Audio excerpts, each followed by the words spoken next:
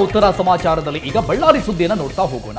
Supreme court ಕೊಟ್ಟಂತ ಆದೇಶದ ಬೆನ್ನಲ್ಲೇ ಈಗ 13 ವರ್ಷಗಳ ನಂತರ ಬಳ್ಳಾರಿಗೆ ಶಾಸಕ ಜನಾರ್ದನ್ ರೆಡ್ಡಿ ರಿ ಎಂಟ್ರಿ ಆಗ್ತಾ ಇದ್ದಾರೆ. ಗ್ರ್ಯಾಂಡ್ ಎಂಟ್ರಿ ಮೂಲಕ ವಿರೋಧಿಗಳಿಗೆ ಸಂದೇಶ ರವಾನಿಸುವಂತಹ ಸಿದ್ಧತೆಗಳು ಆಗ್ತಾ ಇದೆ ಬಳ್ಳಾರಿಯಲ್ಲಿ. ಇವತ್ತು ಸಂಜೆ 5 ಗಂಟೆಗೆ ಬಳ್ಳಾರಿಗೆ ಎಂಟ್ರಿ ನೀಡಲಿದ್ದಾರೆ ಜನಾರ್ದನ್ ರೆಡ್ಡಿ.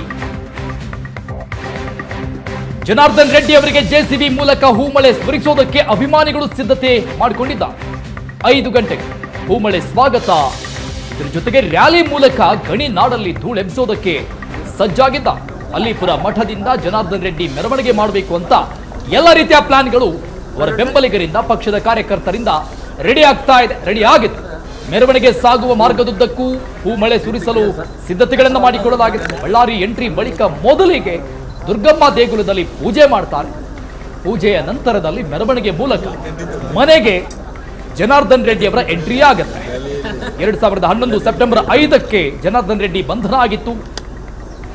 ಗಣಿ ಕೇಸ್ಗೆ ಸಂಬಂಧಪಟ್ಟಂಗೆ 13 ವರ್ಷಗಳ ನಂತರದಲ್ಲಿ ಈಗ ಜನಾರ್ದನ್ ರೆಡ್ಡಿ ತವರು ಜಿಲ್ಲೆಗೆ ಬರ್ತಾ ಇದ್ದಾರೆ. ಸುಪ್ರೀಂ ಕೋರ್ಟ್ ಕೊಟ್ಟಂತ ಈ ಒಂದು ಸಿಹಿ ಸುದ್ದಿ ಶಾಸಕ ಜನಾರ್ದನ್ ರೆಡ್ಡಿ ಅವರ ಬಾಳಲ್ಲಿ ಮತ್ತೊಂದು ಹೊಸ ಇನ್ನಿಂಗ್ಸ್ ಆರಂಭಿಸುವಂತಹ ಸಾಧ್ಯತೆಗಳು ಕಂಡು ಬರ್ತಾ ಇದೆ.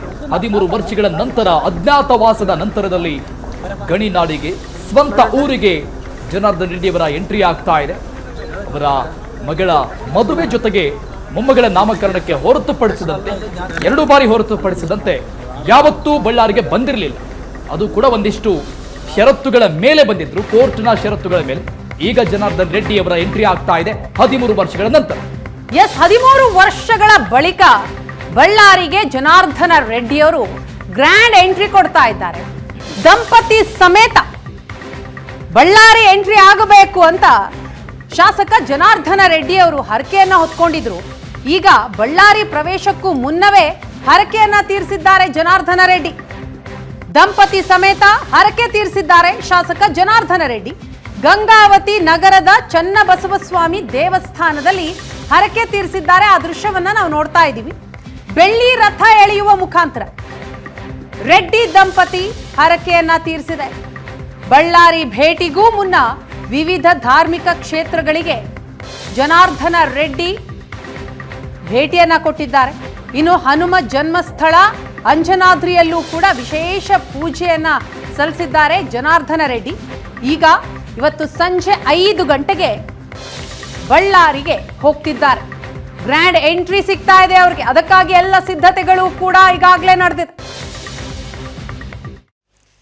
ಏನು ಬಳ್ಳಾರಿ ಬಿಟ್ಟು ಒಂದು 14 ವರ್ಷದ ನಂತರ ಇವತ್ತು ಮತ್ತೆ ಪುನಃ ಬಳ್ಳಾರಿಗೆ ಪ್ರವೇಶ ಆಗ್ತಾ ಇದ್ದೀನಿ. ಅದರಲ್ಲೂ ವಿಶೇಷವಾಗಿ ಒಂದು ರಾಜಕೀಯ ಪುನರ್ಜನ್ಮ ಪಡೆಯೋದಕ್ಕೆ ಗಂಗಾವತಿಯ ಅಂಜನಾದ್ರಿ ಹನುಮಂತನ ಪಾದ ಇಟ್ಕೊಂಡು ಹನುಮಮಲೆ ಸಂದರ್ಭದಲ್ಲೇ ಆ ಭಗವಂತನಲ್ಲಿ ನಾನು ಪ್ರಾರ್ಥನೆ ಮಾಡಿದೆ. ನಾನು ಯಾವುದೇ ಕಾರಣಕ್ಕೂ ಕೂಡ ಸ್ವಾಮಿ ನಿನ್ನ ಪಾದ ಇಟ್ಕೊಂಡು ನಂಬಿ ಇಲ್ಲಿಗೆ ಬಂದಿದ್ದೇನೆ. ಗಂಗಾವತಿ ನಗರದಲ್ಲಿ ಶಾಸಕ ಆಗೋದ್ರ ಮೂಲಕ ರಾಜಕೀಯ ಪುನರ್ಜನ್ಮ ನೀಡಬೇಕು.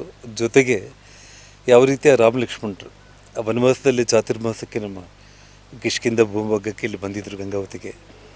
ಈ ಒಂದು ಭೂಮಿಯಿಂದನೇ ತಾವು ರಾವಣ ಸಂಹಾರ ಮಾಡಿ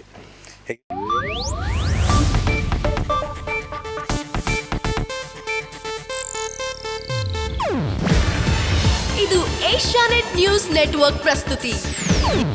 ನೀವು ನೋಡ್ತಿದ್ದೀರಾ ಏಷ್ಯಾನೆಟ್ ಸುವರ್ಣ ನ್ಯೂಸ್.